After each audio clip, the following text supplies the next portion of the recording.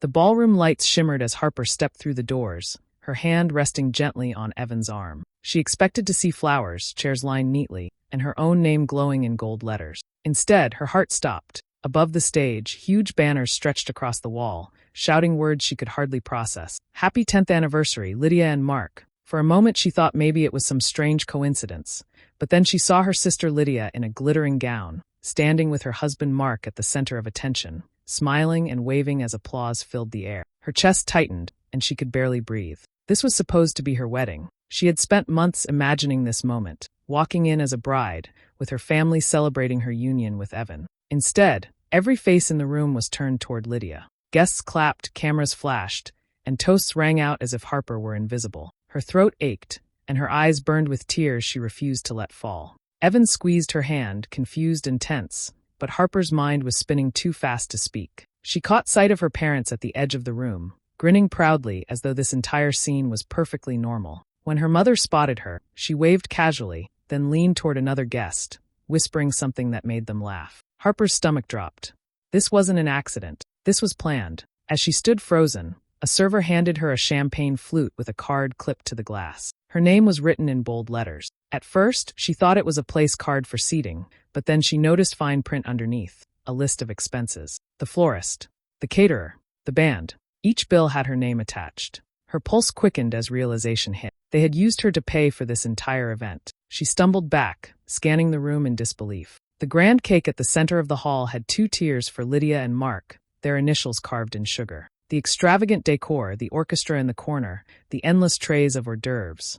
None of this had anything to do with her, and yet it was all tied to her. The laughter of her sister cut through the crowd, sharp and painful. Lydia raised her glass high, her husband's arm around her waist, basking in the spotlight as if this night belonged solely to them. Harper felt heat rise to her cheeks, humiliation prickling like fire under her skin. She had walked into what was supposed to be the happiest day of her life, only to find it stolen. In that moment, surrounded by family and strangers cheering for someone else, Harper knew this betrayal went deeper than money. It was a wound carved by the very people who were supposed to protect her. And as the reality of the $63,000 debt settled like lead in her stomach, she realized she wasn't just fighting for her wedding. She was fighting for her dignity. Harper never dreamed of a big, showy wedding. She had always pictured something simple and meaningful, where only the people closest to her were present. At 27, she knew what mattered most was marrying Evan, not impressing a crowd. They often talked about it late at night, imagining a quiet ceremony in a small garden or a local hall.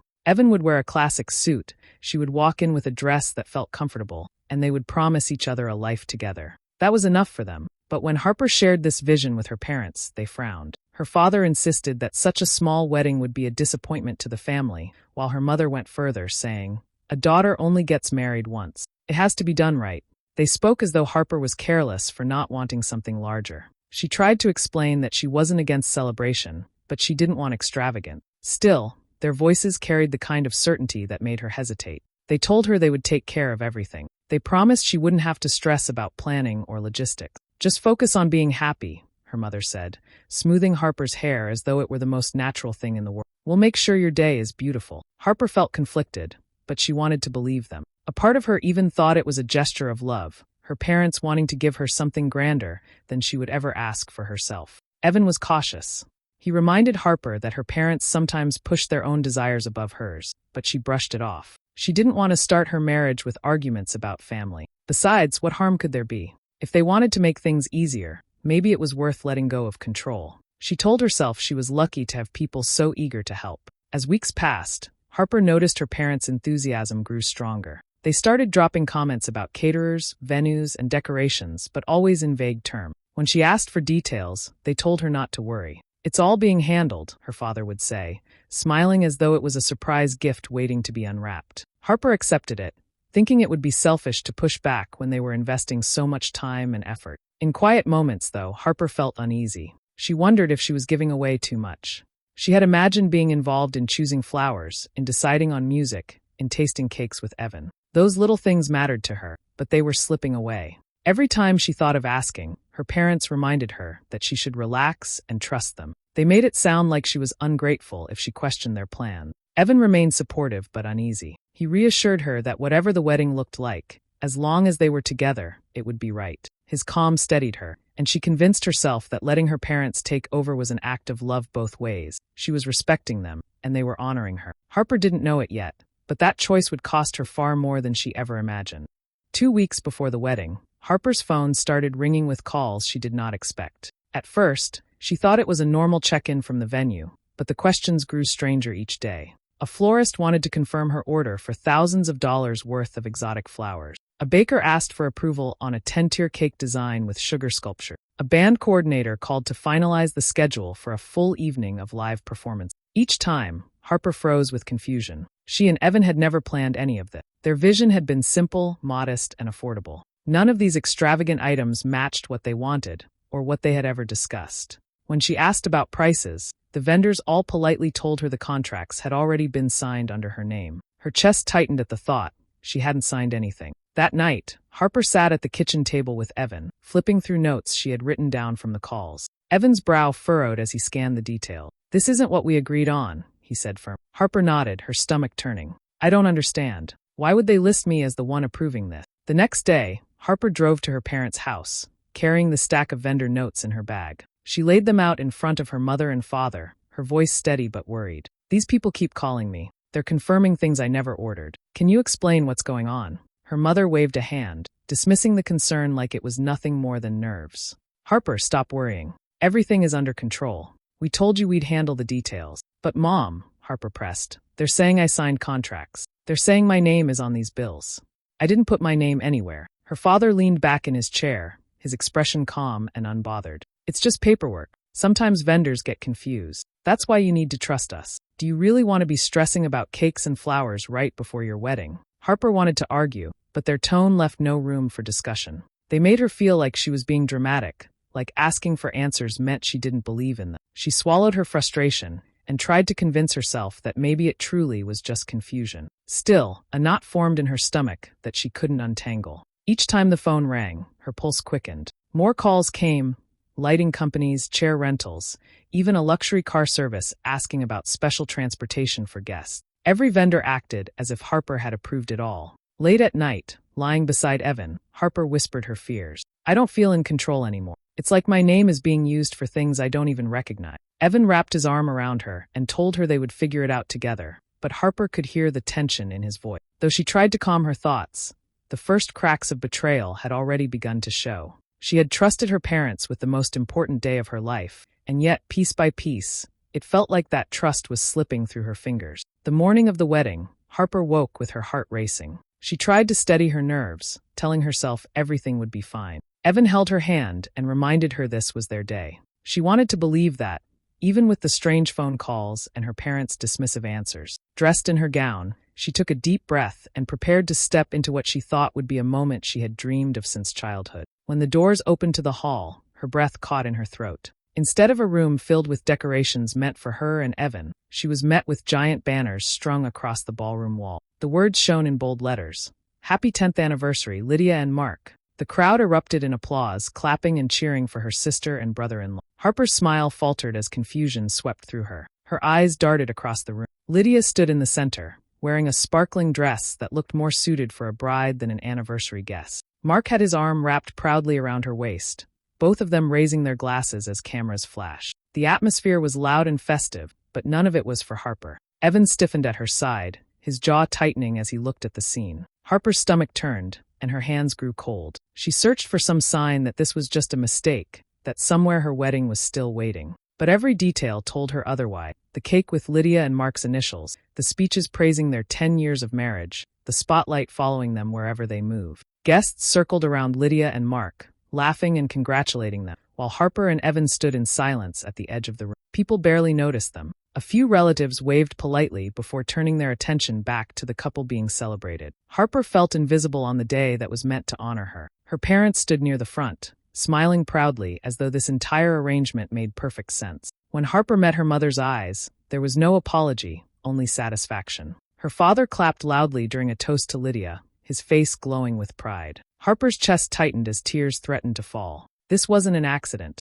It was deliberate. As the evening went on, Harper felt her humiliation deepen. Every cheer for Lydia was like a knife. She had imagined walking into a room where she was celebrated as a bride, where her marriage was the center of joy. Instead, she stood in the shadows, her voice lost in the noise of someone else's party. Evan leaned closer, whispering, "This isn't right. This was supposed to be about us." His words only confirmed what Harper already knew. Her wedding day had been stolen. She pressed her lips together, trying to hold back the tears, but her heart ached with a pain she had never felt before. At that moment, Harper understood the depth of the deception. Her family had not only ignored her wishes, but had erased her completely. What should have been her happiest memory was now marked with betrayal. She felt stripped of dignity, standing there as if she were a guest at her own wedding.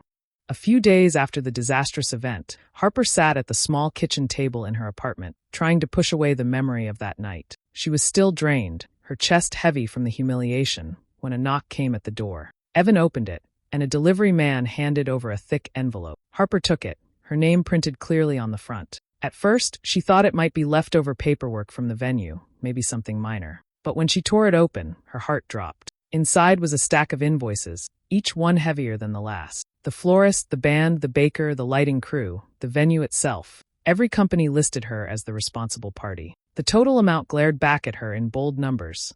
$63,000. Harper's hands shook as she flipped through each page. She knew she had never signed anything, yet there it was, her legal signature stamped across every contract.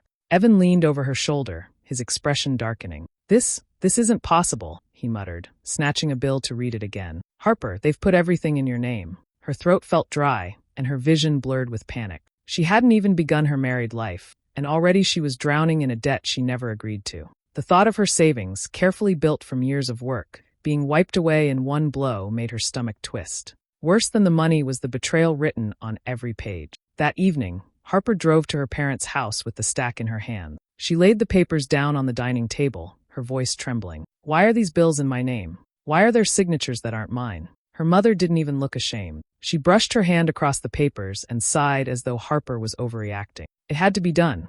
Your family. Family supports each other. Lydia deserved something special for her anniversary." Her father leaned back in his chair, his tone firm but dismissive. "We handled everything. It's not like you can't manage this. You're young, you'll pay it off. Don't make it a big deal." Harper's chest burned. "This was my wedding. You turned it into something else and left me with the debt. Do you even hear what you're saying?" Her mother gave her a sharp look. "You'll understand one day. Marriage is about sacrifice. You should be proud to have helped your sister celebrate such a milestone." Evan's fists clenched at his sides, but Harper raised her hand to keep him quiet. She stared at her parents, her heart breaking in a way she didn't think possible. The people who were supposed to protect her had used her instead, leaving her to carry the burden alone. Driving home, Harper pressed her forehead against the window, fighting back tears. The betrayal was no longer just about a ruined wedding. It had become a financial trap, one that threatened her future with Evan. What her parents called support felt like the cruelest form of abandonment. Evan tried to stay calm for Harper's sake, but his anger was clear. Each time another envelope arrived with reminders of the money owed, his jaw tightened and his voice grew sharper. He never blamed Harper, but she could see how much it weighed on him. They had wanted to start their life together with joy, maybe even a small honeymoon, but now every conversation circled back to debt, bills, and contracts. One night, Evan sat across from Harper at the table, the stack of invoices spread between them. His hands pressed against his forehead as he spoke. "This isn't fair. They robbed us of our wedding, and now they're trying to ruin our future. We can't just let this go." Harper's eyes filled with tears, but she forced herself to stay steady. "I know, but what do we do? They won't listen. They don't see what they've done." The next weekend, they met with her parents again, hoping reason might break through. Harper explained how the debt was crushing, how it wasn't something they could just manage. Evan added that it was dishonest to put someone's name on contracts without permission. But her parents remained unmoved. Her mother shook her head, her voice sharp. "Harper, you sound selfish. Lydia has been married for 10 years. Do you know how rare that is these days? She deserved a celebration. We did what was best for the family." Her father leaned forward, his tone firm. "You should look up to your sister. Her marriage is strong, something you should learn from. Stop acting like you've been wronged." Harper stared at them in disbelief, her chest heavy with hurt. "You took my wedding. You used my name. How is that not wrong?" But the only answer she got was silence, followed by her mother's cold reply. "One day you'll thank us."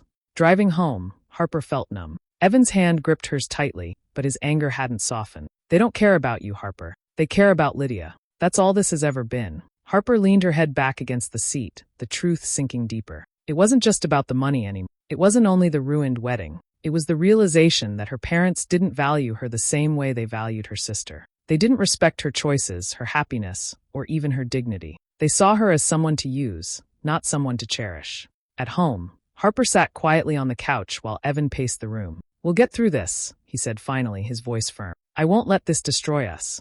His loyalty gave her strength, but the betrayal still cut through her like glass. She had lost more than a wedding day. She had lost the trust she once held in the people who raised her, and no amount of excuses or empty words from them could ever give it back.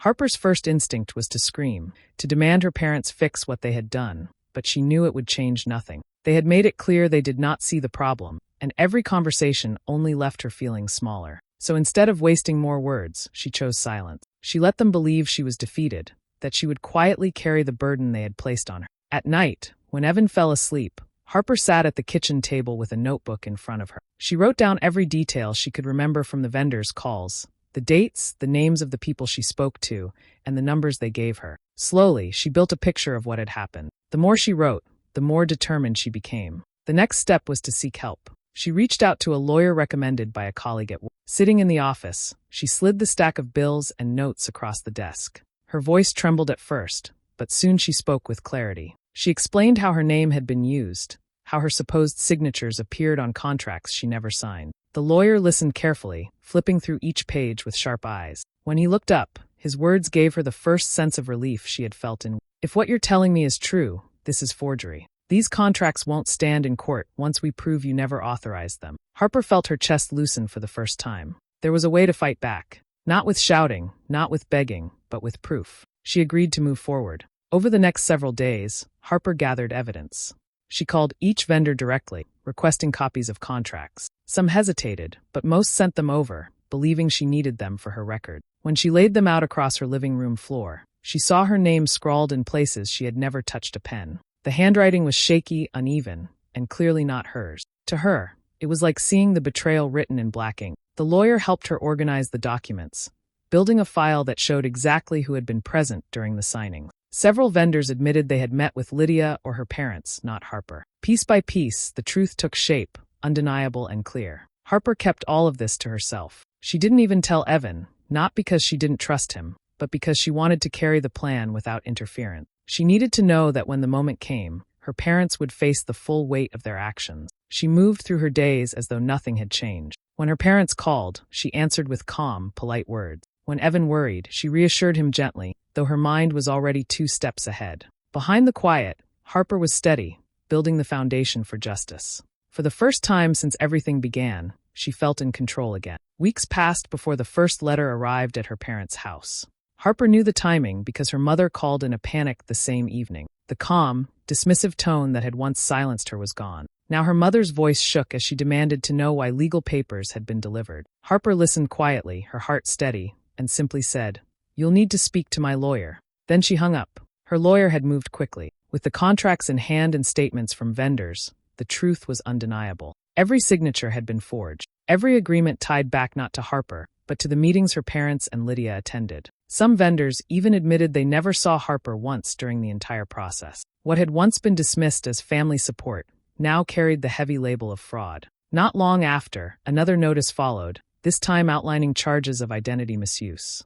Her parents were no longer in control. They were not deciding what was right for the family. They were defendants, facing consequences they never expected. The shift was sudden and sharp. The same parents who had called Harper selfish and ungrateful now left desperate messages on her. Her mother begged for a meeting, saying it was all a misunderstanding. Her father's voice, once filled with authority, now cracked as he pleaded for her to stop the process. Lydia called too, furious at first, accusing Harper of tearing the family apart. But within days her tone changed to desperation when she realized vendors were redirecting the bills to her parents instead of Harper. The weight of the costs grew heavier. $63,000 in luxury expenses no longer belonged to Harper. It belonged to those who had arranged it all. On top of that, legal fees stacked against them. Harper imagined the pride draining from her father's face as he signed checks he never expected to write. When her parents showed up at her apartment unannounced, Harper stood firm. They stood in her doorway, their voices soft, nothing like before. Her mother even reached for her hand, whispering,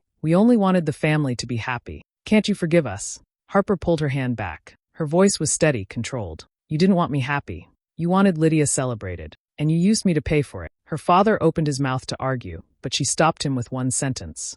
"You forged my name. That's not love, that's fraud." For once, they had no reply. Walking back inside, Harper felt a strange calm. The burden was no longer hers. The lies, the debt, the humiliation, all of it now rested with the people who created it. The lawyer assured her she was safe, that her name would no longer carry the stain of their actions. And while her parents scrambled to hold their lives together, Harper finally felt the ground beneath her steady again. The dinner table was quiet except for the sound of forks scraping against plates. Harper sat across from her parents, with Lydia and Mark beside them. The air was heavy, every word carefully chosen, every glance filled with tension. It was the first time they had all sat together since the legal papers had gone out, and no one seemed eager to start the conversation. Finally, Harper set down her glass of water and folded her hands in her lap. Her voice was calm but clear. "I want to make something known tonight. Every contract that was put under my name has been annulled. The vendors have confirmed who signed them, and the debts have been reassigned to the people responsible." Her mother's face paled and her father's jaw tightened. For a moment, no one spoke. Then Lydia slammed her fork against her plate and leaned forward, her eyes blazing. "Do you realize what you've done? You've ruined this family. All because you couldn't handle sharing one night." Harper's chest rose and fell slowly, but her expression didn't waver. "You ruined me first, Lydia. You took my wedding day. You turned it into your celebration, and left me with bills I never agreed to. Don't talk to me about family when you never treated me like part of it." Mark shifted uncomfortably in his seat, glancing at Evan, who sat silently at Harper's side. Evan's presence was steady, his hand resting on Harper's knee under the table as quiet support. Harper didn't need his words. She had found her own strength. Her father finally spoke, his tone heavy with anger. "We are your parents. You don't punish your family like this. We raised you. We gave you everything." Harper met his eyes, unflinching. Parents don't use their children to cover their lies. Parents don't forge signatures and leave their daughter buried in debt.